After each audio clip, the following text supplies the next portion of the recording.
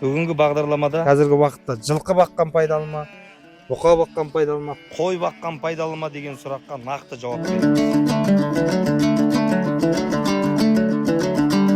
Bir жылқы орта есеп менен 3 ай 4 айда, bir кварталда Құдай бұйырса bir құлын туып берет да. Бұқа, уй, сиыр айтып отпайсыздар, аныл дел ошол да. Аны дел ошол эт багытына баксак, алдағы ошол 3-4 айда дайым болот, bir музоо туып берет.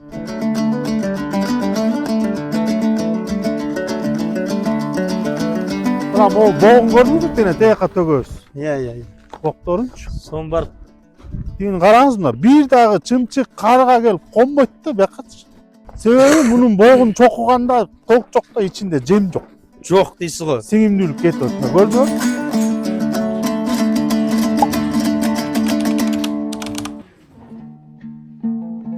Ассалаумағалейкум барша қазақ елі, қырғыз елі, бүгінгі төрт саланың жігіттері Қырғызстанға келіп Азамат ағамыздың арнайы тапсырысымен жем турайтын диірменімізді алып келіп жатырмыз.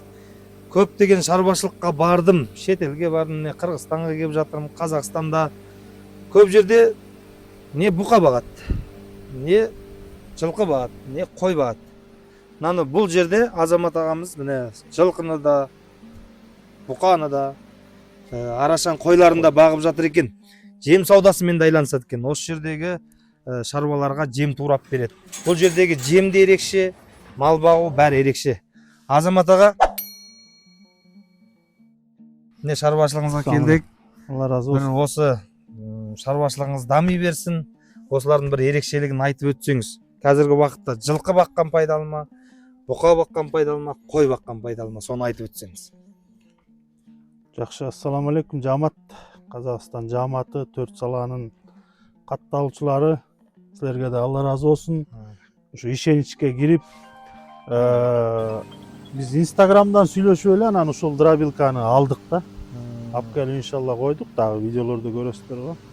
Эми ушу кой баккан, жылкы баккан, уй баккан бардыгын көрүш керек да, баарында пайда бар да.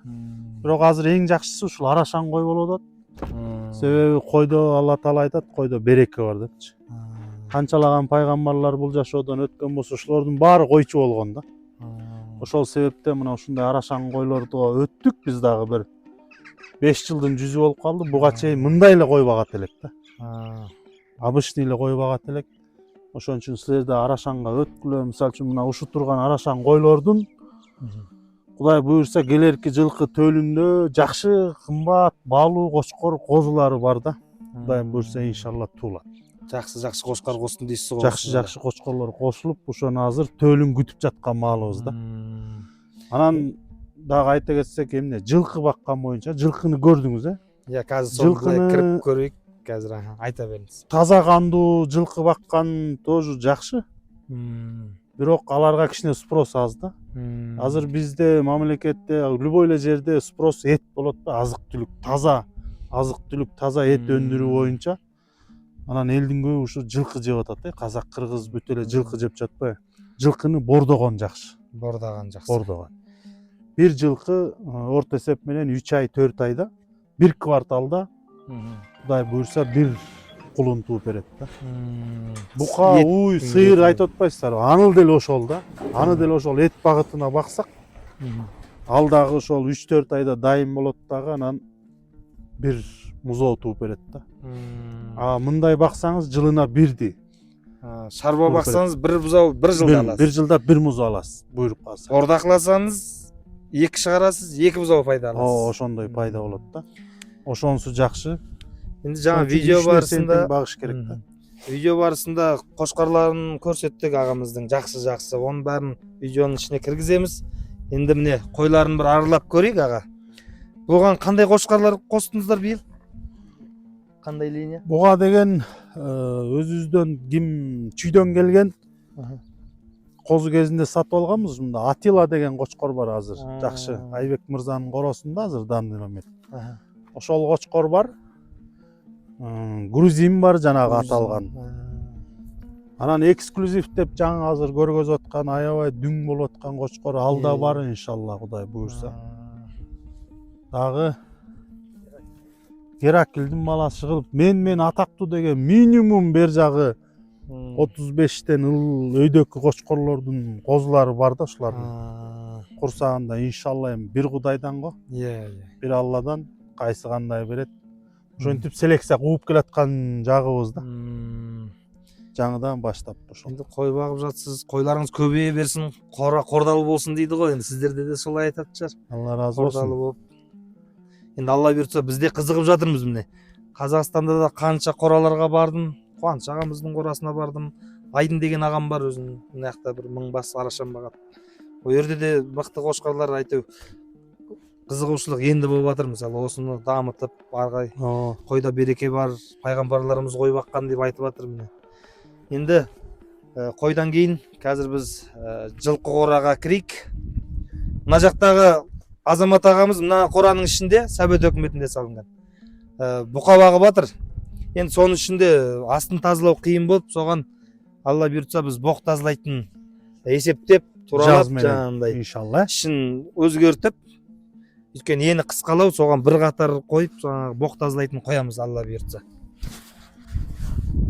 Енді ана жылқы қораға кірейік. Енді жылқыны біз жақта бәрі ашыққа боспа бағат. Бош бағат екен, көріп атабыз біз видеодан. Азамат аға, осы шаруашылыққа қай жылы кірдіңіздер? Осыны қай кезде бастадыңыздар? Толық қанды кіргеніміз ошо 2011-2012 жыл. 15 жыл болды да. Сіздер айтқандай теге жемдин түрін беріп көрдік. Дарысын беріп көрдік, сайып көрдік. Ақыры келіп ошол 15 жыл болды, бир чечим менен, бир жем менен багып келатабыз. Бир дагы ар кандай укол сайылбайт. Өзүнө витамин, кальций беребиз. Болгон ошол. Анан таза жем, таза улпак. Анан сарай. Адам өзүнө кандай комфорт жасаса, малга да ошондой комфорт жасоо керек да. Кышкысын жылуу, жайкысын салкын болуш керек да. Кашаны да беріп көрдім дейсіз ғой? Кашаны да беріп көрдік. Қазанға бышырып, каша суюк бышырып да бердік. Көптүрүп да беріп көрдік да. Көптүргөндү түшүнөсүздөр? Суга салып эле бук этип туруп берип коебуз да. Анан эң эле ушул 15 жылдан берки биздин практикабыз өткөнүбүз мына ушул жем да, аралашма жем. Бул жана сиздерде майда кесек болот ба? Бизде бул ундай болгон майда болот да. Себеби мунун сиңимдүүлүгү жакшы болот. Мына бул азыр улпак кошулган үчүн бул кесек көргөзөт да. Мына жаңа кеше биз драйвилканы коскон кезде ун чыгардык го мисалы. Ун чыгарыш керек да, ун. Ошондо эффект берет да. Мына жерде ирилери көрүнүп турган, мына турган. Ол кебек. Мына қазір біз жем дерменімізге барған кезде мынан туралған жемді көрсетеміз. Арпа, бидай, жүгері қанша қосу керек? Азамат ағамыз тәжірибесімен бөлісті. Алла бұйыртса, соны Қазақстанға барып. Мына мондай мега микс деген беребиз. Суточный норма бир башка 100 грамм желет да. 50 грамм азанға, 50 грамм кешке. Бул неме болот да. Кальций болот, кальций малга. Себеби мал деген кальцийни жайлоодон жана көк чөптөн жеп сөөктөрүн катырат да. Бул ошол нерсе да. Ата бул аппетит ачат, анан семиртет эмес, бул кальций да. Кальций, сүйөгүн катайтат. Так. Осудан 100 грамм жылкыга, 50 грамм азанга, жылкыга да. Сыйырга да, букага да, койгашы. Койго да ошондой берилет. Бирөөнө 100 грамм. Мындай эле чачып беребиз, анан эми баягы койго бериш кичине жанагы сиздин драйвилканы көрбөйсүзбү, ошону менен эми аралаштырып ошондой чачыратып беребиз да. Ол койдукуде 100 грамм боло мо? Койдукуда 100 грамм болот. Эч нерсе болбойт. Болду. Міне кораңыздын ерекшелигин айтып өтсөңүз, сүйөгү кандай материалмен салынган? Бул ошо сарайды эң биринчи ошо өзбек бүртугандарыбызга Алла разы болсун, ошолор келип салып берди. Мунун узундугу 80 метр, турасы 13 метр, жанагы кызыл китепте кандай коюлган болсо, линиядан ашкан жокпуз да. Болбосо жер территория кенен, мыйзам чегинде дегендейчи. Ошондон аша алган жокпуз, ошого анан өзүбүздүн баягы көп жылдык тажрыйбабыз менен жылкыны ушундай байлоого өттүк да. Кирип көрсөтүк.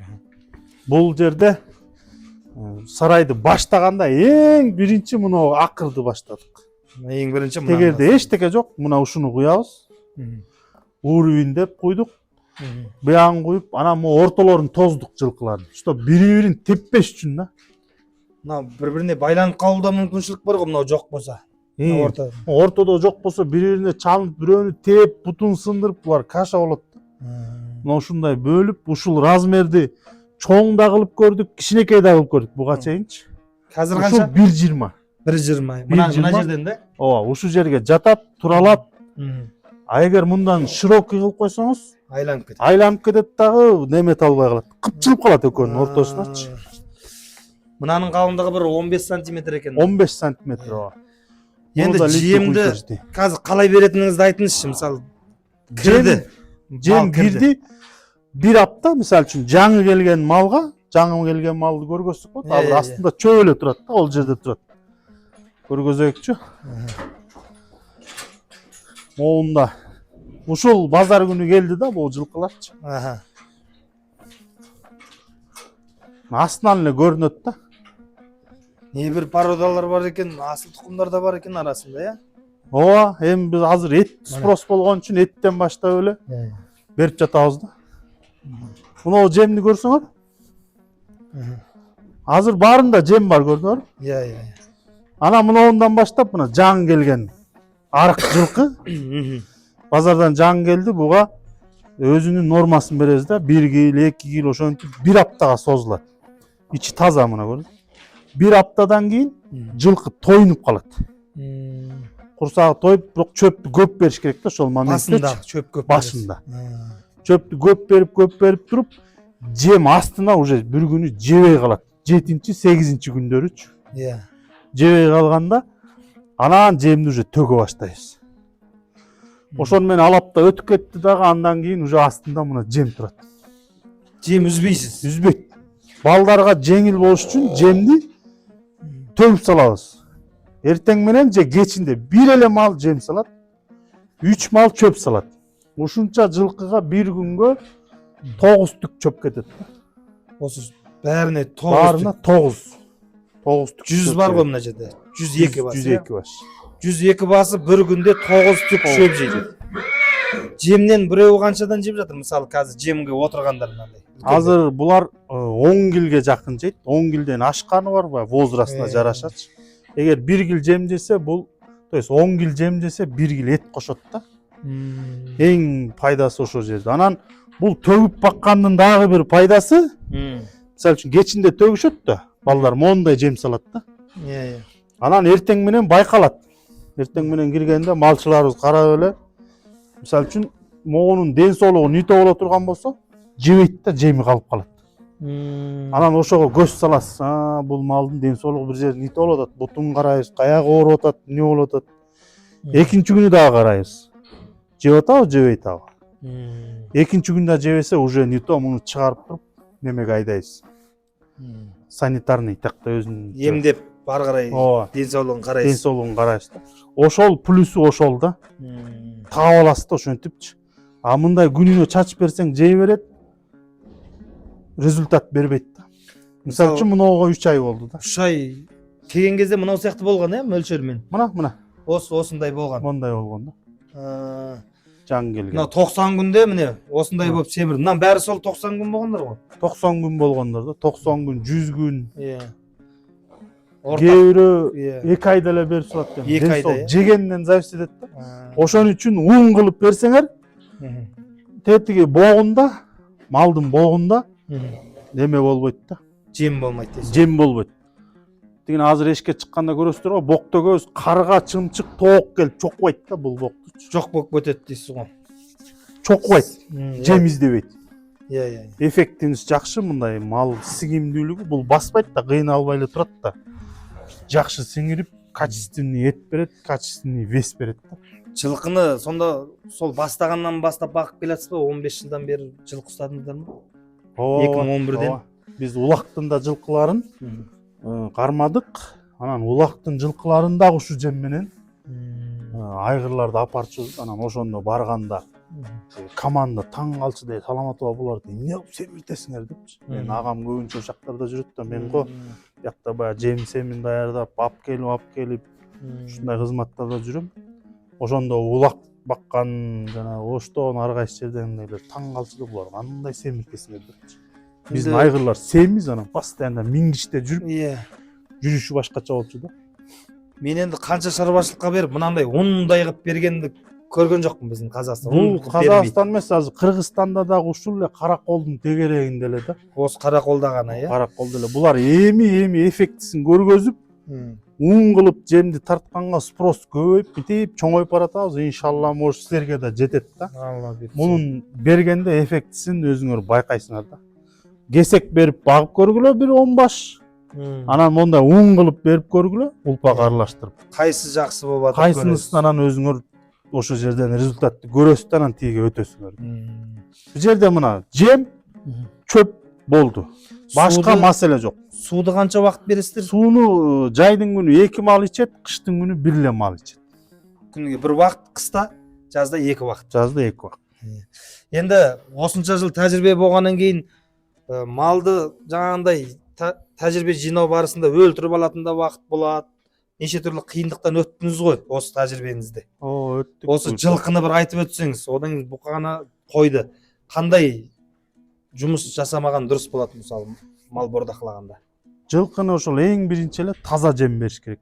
Таза. Биз ошондон жана айтып өттүм го, жаңылып 30-40 баш кой өлтүргөнбүз, арзаныраак жем берип, жана кесек жем берип, көп жеп алган да ошондон өлгөн да. Анан бул жерде ошол таза жем, тамагы таза болсо эле жылкынын ички органы жакшы болот да, жана жаталак деп коет биздечи. Жаталак болбойт да. Таза жем болду, башка маселе жок. Хоть уй болсун, хоть бука, кой, жылкы, жеген тамагы таза болсо, ичкен суусу таза болсо, мал жакшы семирет. Аурубастан, дау карындастан дейсиз го, сондай макал бар го. Ас таза болса, аурудан айыгат. Астыда ал айырмасы жок да. Енді мисалга канчама инелериңиз бар, агаларымыз бар, багып атат, бурун соңду башка салада жүрген, енді кирип жатыр го мисалга. Осы шаруашылыкка енді келип билмей жатыр да, мисалы. Соларга кирген кезде мисалы базардан алып келдиңиз, мисалы мынаны, міне, мынау осы базар күнү келди да. Бір ем дому бар ма мынаның? Мисалы дәрі бір корттуку ма, тандай бір дәрілер салу керек па? Негизи таза жем болсо анын кажети деле жок да. Таза жем. Эгер колдон келсе, чакан мал болсо колдон келсе, жана альбенидазолду берип койсо болот да. Альбенди жемге жанчып берсеңер, ичинде куртту түшүрөт, мал жакшы семирет.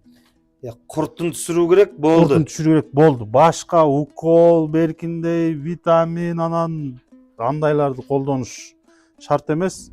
Зато биз эртең монун мен союп, Кудай буйрса, мисалы үчүн мындай семирген жылкын союп, базарга алып чыгып этин элге сатсак, эл ошол эттен жесе кайра бизге келет да. Ошол этке спрос болот, таза. Природный таза болгон үчүн этти деле магазинден көрүп атсаңар керек. Таза мыкты эттерди сатабыз. Дары сатылган, дары куюлган, жанагындай ар кандай витамин, ар кандай нерселерди бергендердики этини болсо сууланып калат.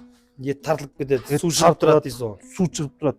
Особенно могу биздин борбор жактарда ошондой карасаңар эттин астында кардон коюп алып сатышат. Ал суу сиңе берет, кардонго сиңе берет. Бул эттерден суу акпайт. Мраморный мясо деген ушактан пайда болот. Бир эт, бир май, Европада аябай баалайт. Бизде ушул майда жемдин кесеп этинен майда жем берген учурда ал сиңимдүү болуп, даже жанагы курттар да көп неме бере албай калат да. Действие бере албай калат да. Мына суу жүйөңүздү айтып өтсөңүз, мына калай орналаскан? Экөө бир жерден ичет, э? Экөөнө бир. Мына турбасы ол подачанын турбасы го мына. Подачаныкы 40-чы размер да. Ушуну кийин жылкы салам, ушундай ат корм салам десеңер келгиле же чалып сурагыла. Биз совет беребиз да, кем каршыларын айтабыз да. Биз деле баягы өнүгө карай жол кетип баратабыз да. Могул сарай арс башынан аягына чейин уруйун да, бир уруйун. Бир түзүп жер. Бир уруйун. Анан могуну ошо газ баллондон жасап койгонбуз. Себеби мунун заводской да бар, анын креплениялары мындай сындырат да. Мунун үстүнө азыр жылкы чыгып алса да сынбайт да. Киши чыкса да сынбайт да. Мына көтөрүлүп турат жерден карасаңыз. Астында тешиги бар. Ортодон суу куйган кезде баарына текши суу тарайт. Былай келе жатат да, былай толайын деген кезде токтотуп коесуз. Токтоп калат, десе өзүнүн топологу бар. Өзү токтоп калат. Өзү токтоп калат. азайганда мына тұр екен ғой, көрсетіп жіберейік соны. четинде мына. Мына сізде суыңыз жылый ма жоқ, жерден төте шыға ма? Жоқ, негизи жылытканга аристон койгонбуз, бирок жылымык сууну мал ичпейт да. Природный жылуулукту мал ичпейт да. Мына осы бачокко суу сакталат мына насоспен. Насос менен келет. Түшөт жерде пополон алып коюп туруп балдарчы, негизи бул жерде пополок турат.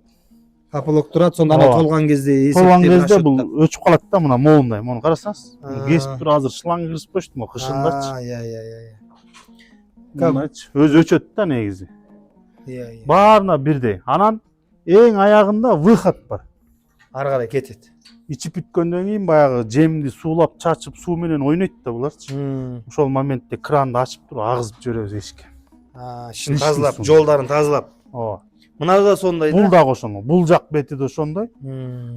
Урибин да башынан аягына чейин. Бул эң биринчиден иштеген балдардын немесин кармайт да. Убактысын албайт.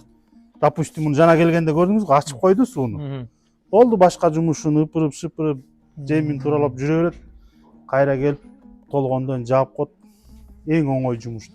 Мына ошол жерден кетет, бир деңгейде көтөрүлөт, бирөөнөн суу агып кетүү ондай жок. Жок.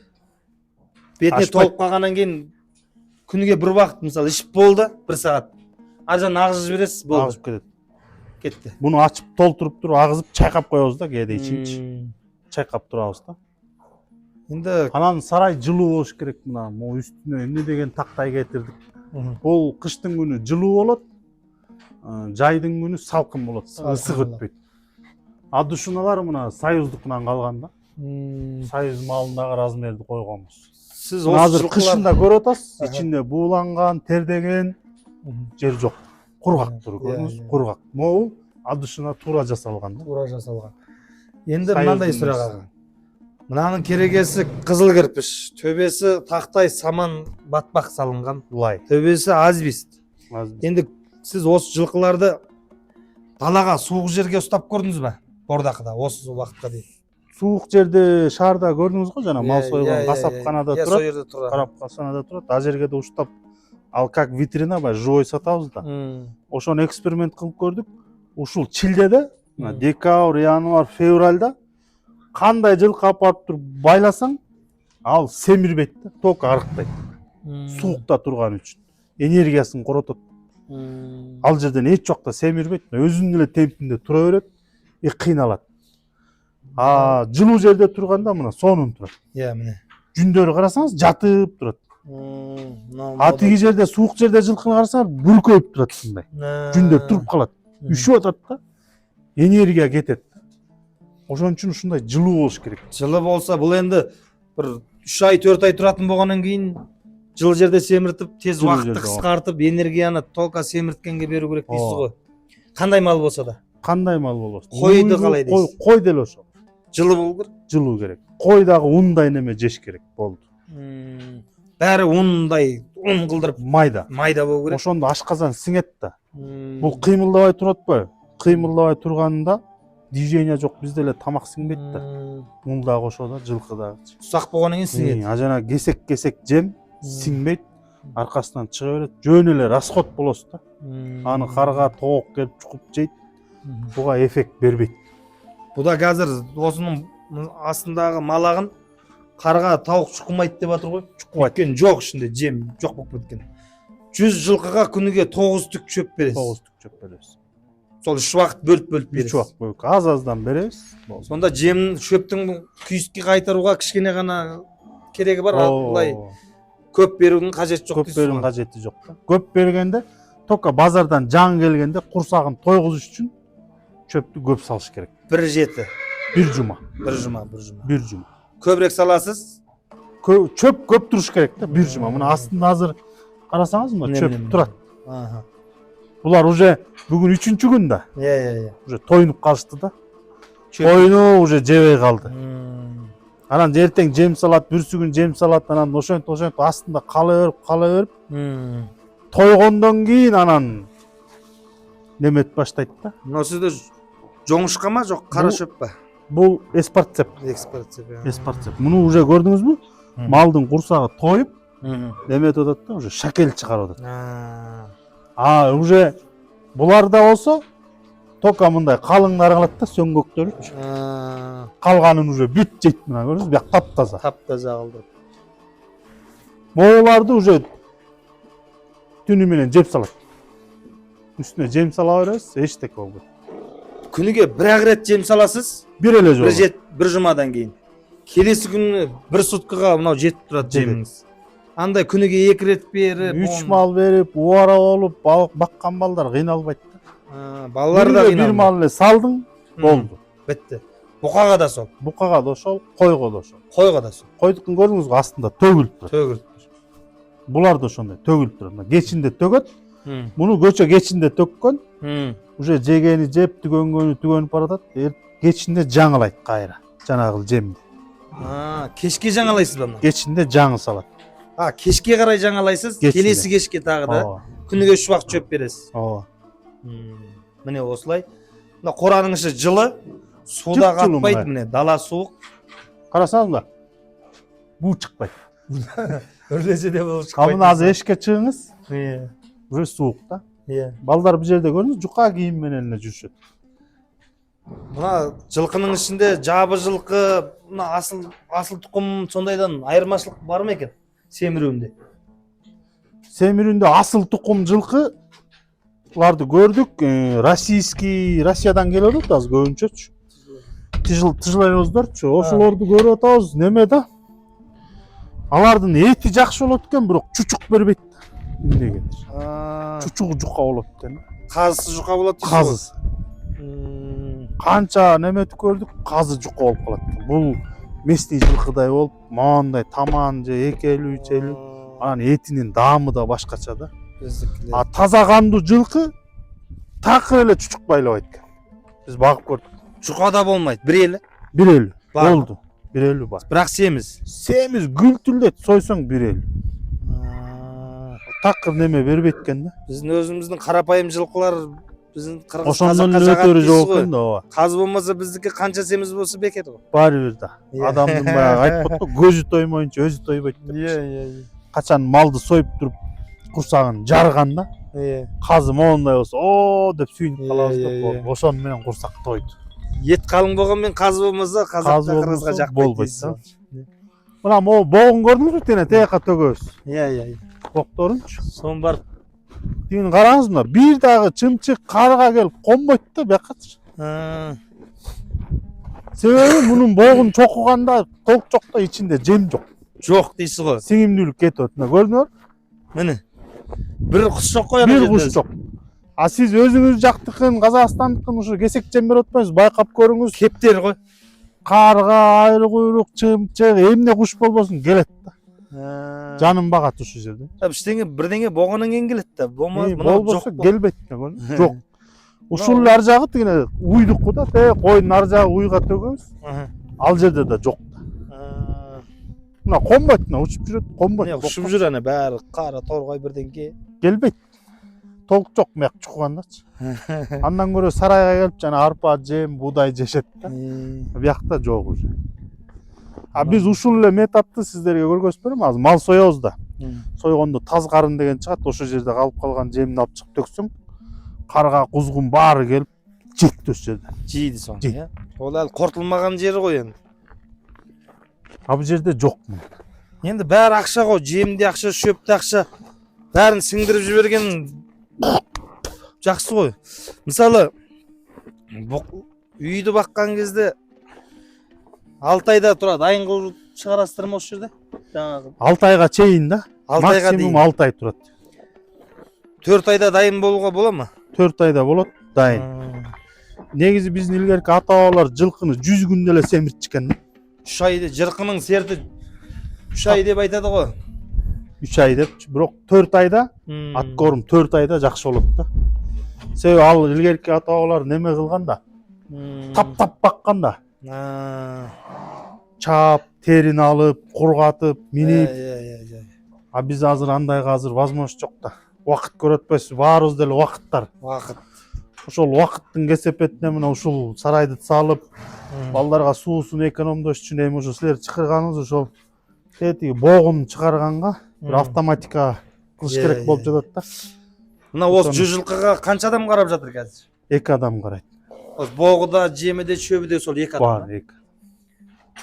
Мына сіздер көріп атпайсыздар, жоқ ал балдар. Балалар жоймай алып жатыр. Мал мен телеп қойды, болды. Иә.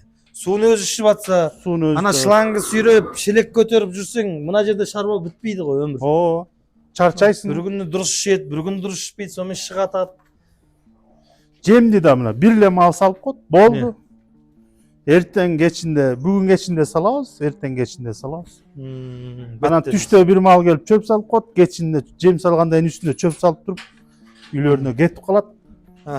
Біз башында жылқы баққанда, тамағын тура емес беріп, кесек беріп, арғандай қиыншылықтар болады эле. Ушул жылқы сарайдын ичинде уктаган күндөр болгон да. Кайтарып өлүп калбаса экен, чалынып калбаса экен, түнү менен уктабайт электи. Карап Охрана. Кийин камера коет элек. Тиги шаардагы местага камера коюп, түнү менен карап, тыңшайт элек. Азыр эми ошол жемдин баарын тууралап, местанын баарын тууралагандан кийин тынчуктап калышты да. Биз да тынчуктап калдык. Жумуш жүйөлөндү дейсиз го. Ооба. Мисалы үчүн кечки саат 6-да жемин салды. Балдар келди, болду, эшикти жаат, кирип жатат. Эртең мененки 6-га чейин кирбейт сарайга. А мурун күнү түнү менен уктайт элек ушул жерде. Дежурство болуп, ары карап, бери карап, чалынып калбады, жатып калбады. Жем эмне болуп атат, чөө эмне болуп атат дейт элек. Андай маселелерден Кудай буйрса арылдык да. Бизде оймактай болупту дейди го мынандайды. Сиздерде де айтачак оймактай. Оймак. Семиз, Семиз тыгычыктай деген мына семир дайын тур го мына. Алды кайсы арты кайсы дайын тур. Сол 3 ай болгондар го мына азыр. 3 ай. 3 ай 4 айга барат. Келгендеги этине де карайды го. Эле болгон карамайм. Келгенде деле кара эти толук менен алсаңар жакшы да. Бат. Анан мындай байлоодо турган жылкы албаш керек да. Хот уйду, буканы, жылкыны. Байланбаган, талада жүргөн жылкыны алса, уйду, буканы алса, бат семирет. Сүйөк, жилик май толук коюн ол талада жүргөн. Талада жүргөн. А мисалы үчүн ат корумда турганда бир секрет ошо. Мисалы үчүн мен мына жылкыны багып семирте албай койдум да. Мынаны? Мисалы да. Мисал айтып жатам да. Анан мен муну базарга алып чыгып туруп сатсам, мындай карасаңыз, талада жүргөн караганда кебетеси жакшы турбайбы? Дальше апарып байласаңыз, бул семирбейт, кайра арыктайт. Артка кетет. Сарайда орун алмашкандан кийинчи. Бул себеби туруп койгон да 3 ай, 4 ай. Оңолбой койгон. Андан ары кетет дейсиз го. Андан ары кетпейт, еще хуже да, ылдый кетет. Ошон үчүн жана хадяк деп коет.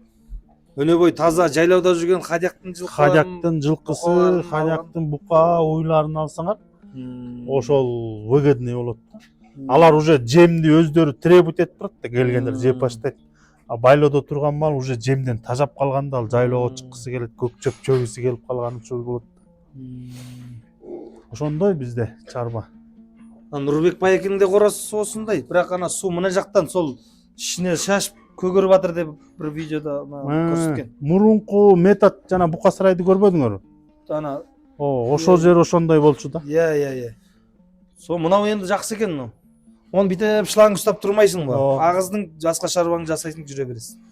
Бұл бышықтағы да сынбайды. Берки жана азыркы чыгып аткан турецкилерде болуп чугун эмес, бурама менен катытпайсың. Биз көп эле жерде көрүп атабыз, бурама анан бул жерден шлангга чыгарасың да. Ал шлангыны булар жейт, иштейт, жулат, маселе да. Эң вариант ноо экен да пока. Мынау жаңағы крайник қой, далага. Крайник. Агыз үйесин. Мынау міне. Мына жерде крайник бар. Мына суды ішіп болғаннан кейін артығын ағыз жібересіз. Мына жаққа кетті. Көзде мына. Мына уклонмен далаға кетті. Уклонменен чыгарып койгонбуз, эшикке агып кетет. Темір ма? Темір. Лишний су кетет. Мына кетті, далаға кетті, былды. Іші кішкене жем кіріп анау-мынау болып жатса, бір жарты сағат су ағызып бүйтіп су алып чайкап коебуз. Такыр тыгылып калса компрессормен үйлөтүп коет. Өрлөт. Анда-санда бир айына бир жолу. Міне осылай көріп отқан. Енді комментарийде мынандай қойған. Қырғыз ағаларымыз бар, өзбек кісілер бар. Менде бүкіл жер шарынан канча процент? 25% чет мемлекеттер ғой менде. Мына катталуучулар. Аха. Сонда кыргыз агайындарга риза болом да. Комментарий жазып, пикир жазып. Көбүндө жаңағы бір 100 комментарий болса, соның 30-ы сол кыргыз, өзбек кісілер жазат. Енді осы видеомызды көріп отырсаңыздар, каналға катталып, қолдап отырыңыздар. Ары қарай ағамыздың жем қоймасына барып, жемді қалай ұнтақтап турайды, қандай диірмен алды, бәрін көрсететін боламыз. Қазағымның, қырғызымның қорасы қордалы болсын. Қора қордалы болсын. Малдарыңыз семіз боп, моншақты қыздарыңыз, оншақты ұлдарыңыз бола берсін. Біз жем саудасымен айланысатын дүкенімізге барамыз.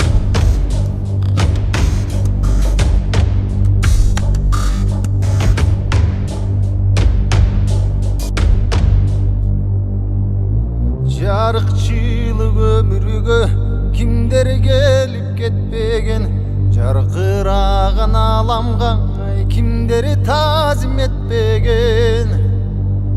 Тағдыр жолы татал жол, біреулерге кепкенен, бүйрегі азап менен, арман мұңын чектеген, ай тұңғұйыққа кеппеген. Жаралғанда дүйдегі жаңжал салып ойламай, алғуатқа келгіче атенені қинамай. Ересеге жеткенде ел мүдесін сыйлабай, жаманада күтөбіз көрі қатты жинамай. Қара жанды қинамай.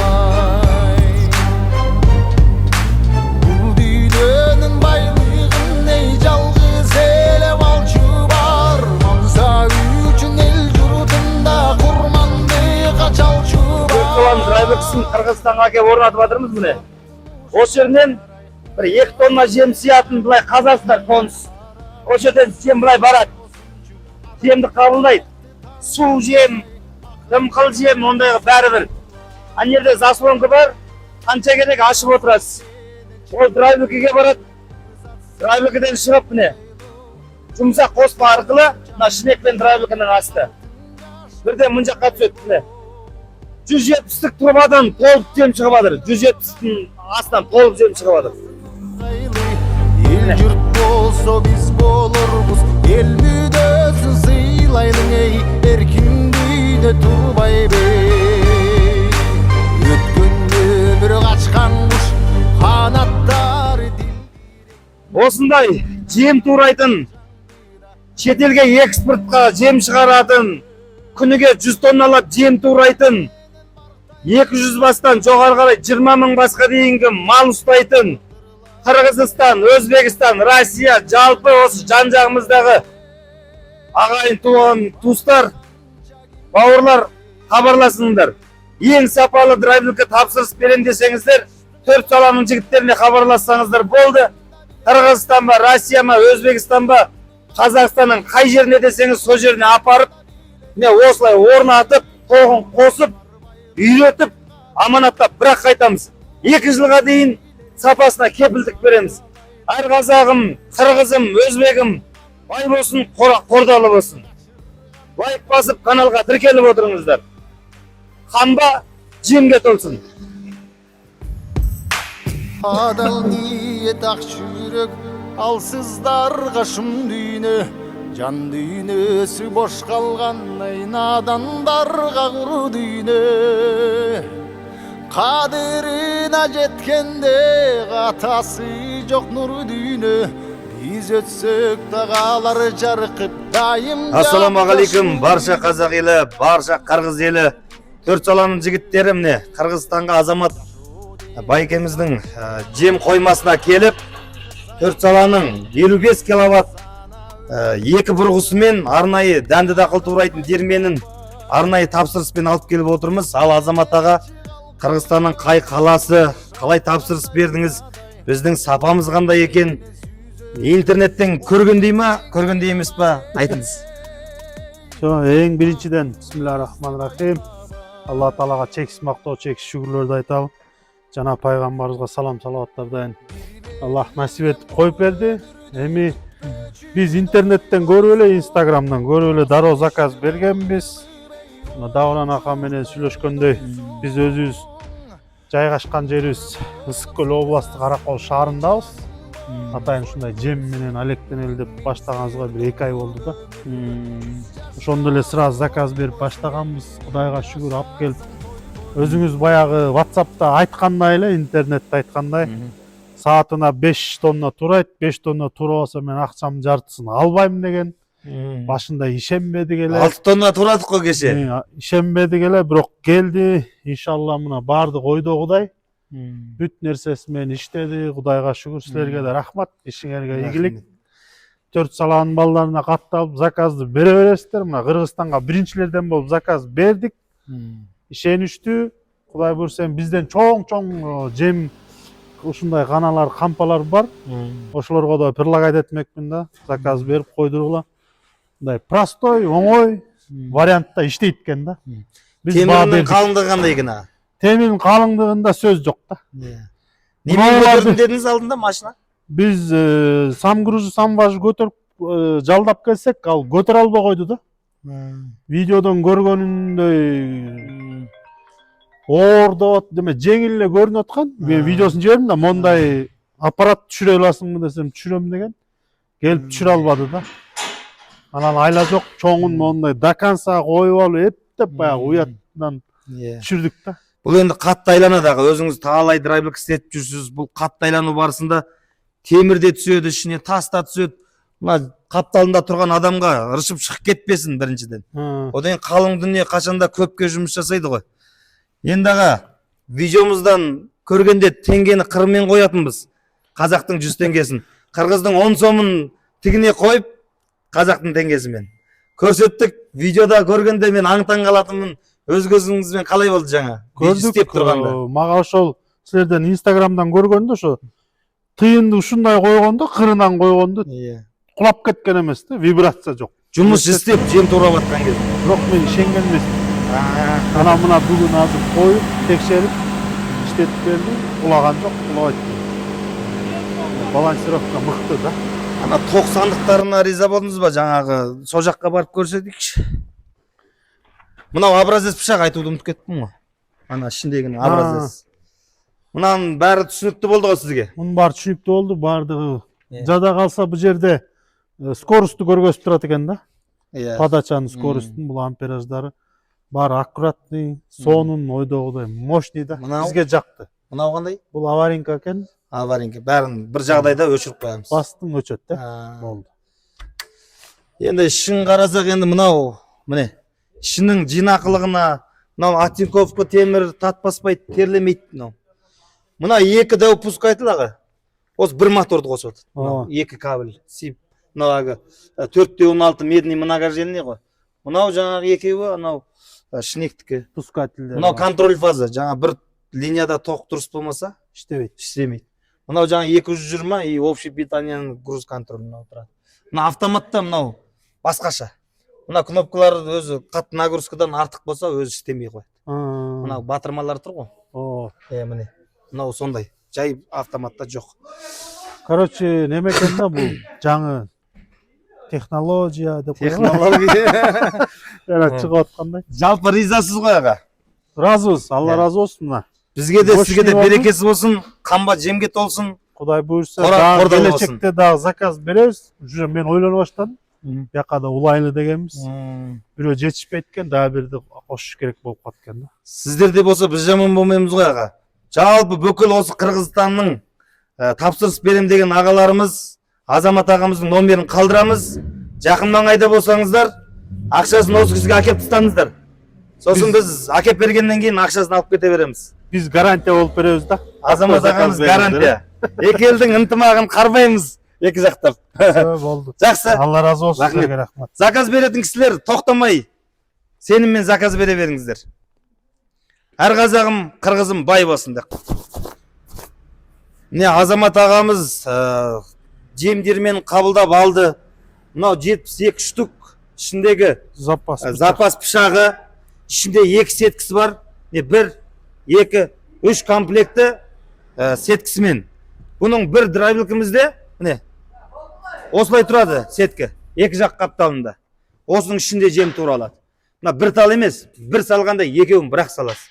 Енді Азамат ағамыз мекен жайды айтты. Қырғыз туғандарға риза болып жатырмыз. Күтіп алып, алдымыздан шығып, бәрін жайғастырып, міне 2 күн бәрін қосып, реттеп, шаруашылықты көріп, риза болып жатырмыз. Енді осы жақын маңайдан жем алам деген кісілерге бір тағы мекен жайды айтып қойыңыз. Осы 4 саланың енді қазақ туғандардың дерменнен шыққан жемнен алып, малын қармап, жақсы бола берсін. Алла разы болсын. Ушу жем, Кудай буйрса, дробилканы орноттук. Айткандай эле саатына 5 тонна да атат. Кудай буйрса, майда кылып тартабыз. Кудай буйрса, жакында өзүбүздүн да рекламаны чыгарып, элге кызмат кылабыз, услуга кылабыз. Биздин компаниянын аты Кудай буйрса 09 дан деп коюп атабыз. Биздин Ысык-Көл району 09 район да, 09 регион. Анан ошого 09 дан деп ат коюп, эми Кудай буйрса налоговыйдан документтерибиздин баарын бүтүрүп, иншалла эртең Кудайым буйрса ишке киребиз. Биздин адрес Каракол шаары, Түп 5А көчөсү, Убойный цех, Элдан Деонун маңдайындабыз. Бардыгы эле билет уже. Енді бұл үлкен драйвилканы алу мақсат жаңандай очеред болмайсың. Ошол мал ұстап отырған адамдар қиналмасын деген сөз ғой. Ошол максатта ошону койдурдук да. Кайсы жерге барсак азыр очеред. Бизде аябай көп тартканы күнүнө 7 тонна, 8 тонна тартат да. Биздин чоң драйвилкалар. Биз ошол нерсени көйгөйдү жоюш үчүн атайын ушул 4 саланын балдарына заказ берип, Ана кыду аямай тартканда бір сменде 7 тонна ғана тартат ма? 7 тонна тартат. Бір сағатта тартып атыр ғой. Бул эми 1 саатта шүгүр 5 тоннаны урат. Сеткасын чоңойтсок 6 тоннаны деле урат. Ар кандай размерде Кудай буйрса чыгарып бере беребиз. Иншалла. Сол үшін ғой аға, мен интернет айтам жаңағындай. Мен алдын ала жарты ақшасын алам. Барғанда менің айтқанымша шықпай қалса, еркекше жаңа қалған ақшаны алмаймын деп айтатын содан ғой. Міне осылай жем ала беріңіздер. Жем сататын кісілер де ауқатты бола берсін. Мал бағатындар да көбейе берсе біз жаман болмаймыз. Жақсы, хабарласыңыздар. Өмірге 100 жашасаң той бойсың, ей 1000 жашасаң той бойсың.